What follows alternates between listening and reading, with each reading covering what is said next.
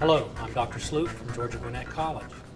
Today we're going to learn how to do a reflux using some of the microscale equipment found in your microscale laboratory kit. To do a reflux is very simple. There are only a few pieces of equipment that are needed. But the question is, why do we do a reflux? Well, the purpose of the reflux is to allow us to either run a reaction or conduct some kind of separation at an elevated temperature. Because we know that reactions occur at faster rates when temperatures are elevated.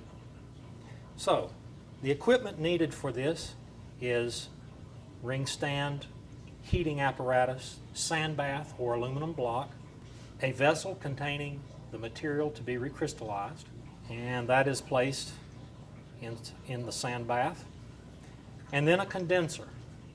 The condenser is what enables us to run the reaction or process at elevated temperature by having cold water circulate through the system here.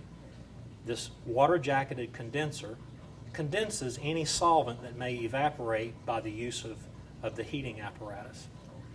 And so to assemble this, we simply place this over top, noting that underneath here is a rubber O-ring which allows us to seal,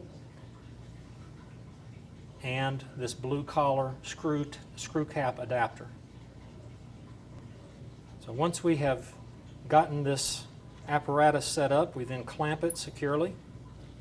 And one of the things that we want to ensure is that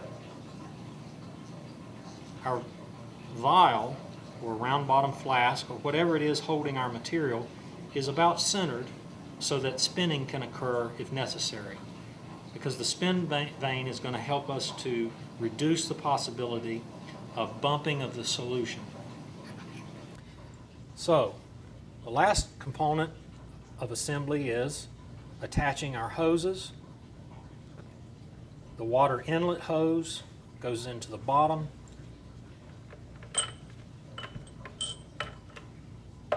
and an exhaust hose fits across the top. Again, when starting these, you need to ensure that there is a good water flow, but use caution because these can become detached and water will go everywhere.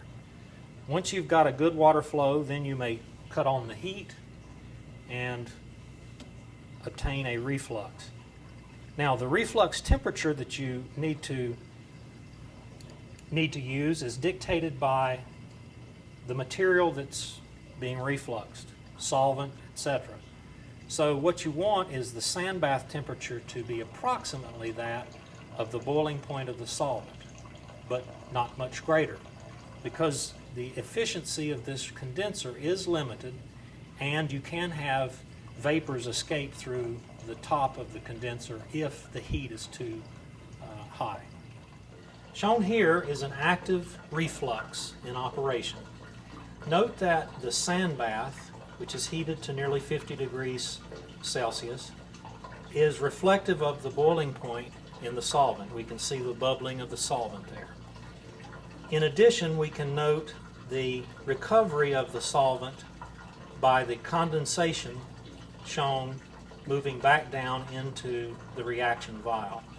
So this elevated temperature allows us to recycle the solvent and conduct whatever separation or reaction we wish to conduct at elevated temperature.